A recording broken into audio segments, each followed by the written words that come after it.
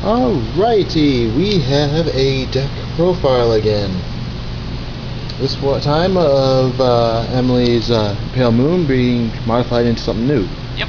As you call it, the Jack in the Box. Yes. It's basically the actually it's not. It doesn't even resemble what it used to look like much anymore. It's nothing like clown shoes. It's a different animal. No, not clown shoes. Her Luki. The other one. The Glen. Dancing forever. Yeah, it's no longer that deck. Because it basically took things out and replaced it with other things. And long story short, we found a use for this guy here, but we'll talk about that when we get to him. Yes. So, care to start, Emily? Yes. Starting off, we have Girl Who Crossed the Gap, just because she works really nicely with everything. Pale Moon. Everything. Except for Golden Beast Terror. Yeah, they hate each other. Yeah. So that's about it for her. It's Pale Moon. You're gonna see her a lot. Triggers. Now we have a lot of draw triggers, if you've noticed. A lot. Problem, Elliot? Yeah. I like it. Any reason you like them? Well, one, they're for fueling the barking wyvern down there, and two, they create card hand advantage, which I like. I'm finding more and more I like defensive decks, and Elliot's like, this isn't a defensive deck, and I'm like, it kinda is. Can't run 8 heals, Elliot. I'm sorry. Well, darn. But, I don't know. When I was playing around with this, like the games I won were mostly where I drew double null, and the other ones I just sort of cried all the time because I couldn't hurt them. I guess for me, it's like I don't really care if I get huge numbers. I'm just okay with just kind of poking my way there. It might be the definition of the battle of attrition. You have to be willing to conserve and hit sparingly on certain things until you get where you need to be to finish them off. Yeah, so I'm finding more and more my playstyle, which is nice. And like before, it was with Glen, the Glen deck. I had a problem where I focused on nothing but Glen, and that was my fault. And with this one, I don't focus on the thing as much, so like it works with me better. And then let's go to the Grade 1s. Grade 1 lineup, go. Alright, we have Skull Juggler, because this deck needs to do a ton of soul charging. Not just drawing, it needs to also do a lot of soul charging. We've got Purple Trapezist, because she's always good. That's purple is the ones we have, but that's again for another time. Yep, we'll talk about that soon. Yeah, she's there for multiple reasons. Namely, the main reason, you don't have to explain why Purple Trapezist is here, unless you've never seen Purple Trapezist before. Yep. If you haven't, its main goal is to throw something on the field that you want in the soul, usually, in to get something else out. Usually something you want to be out there. Yes, and then it fixes fields. And since it does that, you can do silly things early on, like make this column. Make any silly columns you want because it'll just be fixed later. Yep. And then we've got the 4 Bicorn and the 4 Nulls. Yes, and the Perfect Guards. And the Perfect Guards. The Perfect Guards are self-explanatory, and the 4 So is Bicorn when you think about it. Yeah. It's okay. Although it's sort of an oddball for Pale Men in general, because most decks are like, oh, we gotta run all this other stuff because, shenanigans. But this deck tends to be able to make enough of the important numbers without that. This is like one of the first Pale Moon decks I've had where it wasn't like, oh god, we don't have enough Grade 1 room. Like, that's the problem you usually run in with Pale Moon. Yeah, this one knows exactly what it needs, though. And now for the Grade 2s. We've got Nitro, because he does the same thing as Skull. We've got the Puppies! Barking Cerberus. I couldn't talk for a moment. It's important for numbers. Decks that do the things that this thing do. And we've got Princess, mostly because she's wanting to throw something important into Soul, and that is this guy, Peekaboo. It's integral to the plot of this deck. Yeah, he is the main focus of the deck, because he does multiple things. He does basically all the legwork that everyone else is too lazy to do. Yeah, that's why these guys are in there. They feed him. Basically, I think we should say what his skill is. Basically, we you should. Soul Blast one, he comes out and At is the on start of the main phase stuff. Yeah. That's very important. Yeah, the That's start of the what I main mean, you gotta do phase. for anything else. And then at the end of the turn, he goes back into the soul. Even if you didn't bring him out of the soul, he goes back in. Like if you just played him straight on the field, he goes into the soul. Yep. So it's really easy to force his way in there. Yes. Now, Now, the reason this is important is because of two big reasons. 3K to Lukia, of course. Or three Like- big reasons. Because And- it gives Luca the power she needs to at least hit decently, just by existing. Yep. You get that temporary card presence without having to commit from the hand, and that's always good. fun thing. Like no matter what you're playing. And then if you want to make big numbers, if Then you if have a you need- purple in your hand, Yeah, you can use purple pieces to throw it back into the soul to get something better out. And Like maybe a puppy. that turns your virtual +1 into a raw +1, and Yeah. you're looking pretty there. yeah. And for the turn, that means that Lukier's already gone past 1 5K block. She's gotten +6, so it's nice. It's true. And then grade 3s, we already kind of talked about them. We talked about Lucia already because, well, Yeah. we talked about two other decks, I Oh, think. but more importantly, this deck is a lot more counterblast light Yeah. than That's true. it used to be. It has, like, when you mention it, it's got, what, her and That her.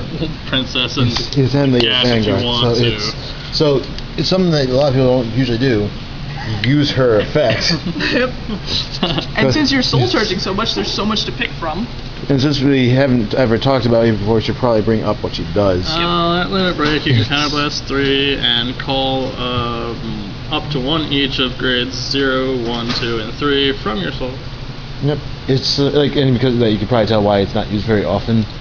Most things don't have a need for it, but Sometimes you just don't have all of that set or it's not set up, or it doesn't, or your field is already loaded, so you don't freaking need it. or you just don't have the counterblasts to do it, even That- if you wanted to. But this way, it just fills holes. This way it's like, well, I don't want to use my hand, and I got all this face-up damage. Limit break. Yep. Now I have a field again. It's actually pretty easy to just set up a +3 with this, because you can hold off on committing back row cards and just poke them with your Cerberuses or your Nitro Jugglers, and intercept those off, and then you go to limit break and you fill those spaces and the back row slots. Exactly. Yeah. It's pretty great. And then that leads us to the last thing, The barkings. that barking wyvern. Yeah, Not wyvern. Magikarp. It's like Magikarp's poop. Never mind. It was actually really funny when I first started playing this game and I wanted to build my own Pale Moon deck, because it was basically the way I got into the game was that they showed me Narukami, and Narukami I tolerated playing, and I was like, yeah, I just run into things, this is okay. And then they showed me Pale Moon, and Pale Moon is what made me fall in love with the game. So I wanted to make my own Pale Moon deck, and originally, back when I was a complete nub, I thought the best deck to make would be Requiel with Barking Wyvern. I know! I was like, yeah, sure, this would be a great deck. So it's kind of funny to have Barking Wyvern there. Basically, you drop a card, and if he's on ban, he gets +6. If he's on rare, he gets +3. So he's good for endgame push. And that's part of the reason why all these draws are here. Calamides if he was fair. Again. Yeah, it's pretty great because of exactly the reasons it said. And if you get it thrown into the soul by one of those things, and you use her skill, just dive right there, ready to go.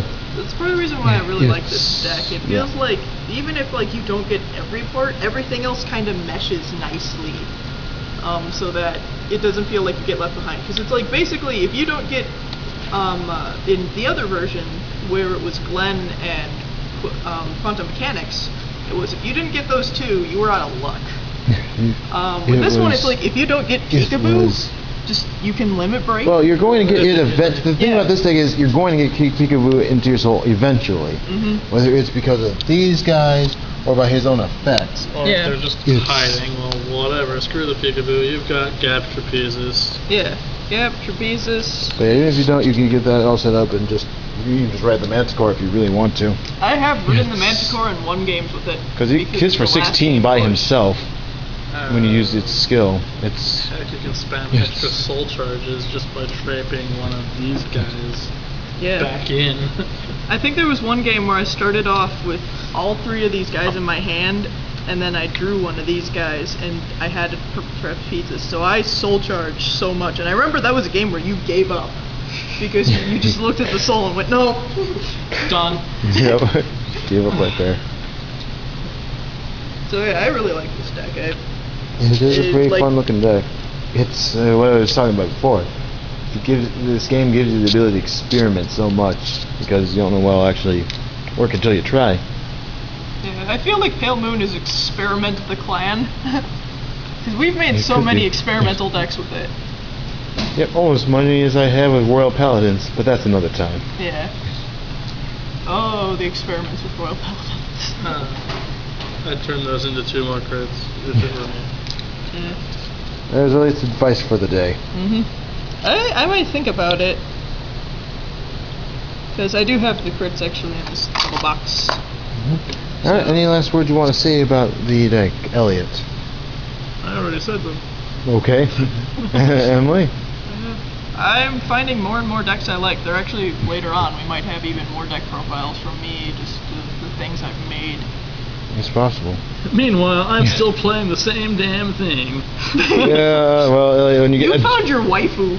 when you get a job, maybe you can get more decks. Like there are certain Revengers. You don't want me to build Affleck Force. Maybe I do, Elliot. That'd be adorable. You just know that it have all the birds in it. My final advice is you should make 2 of these into it. Because if we learned anything from random people talking crap on the internet, It's that Rainbow Magician it's sucks. it sucks, guys. Come on. I don't know, I've gotten him to pull off a couple times. It was mostly sarcasm, Emily. Oh. But The point is, this is a column.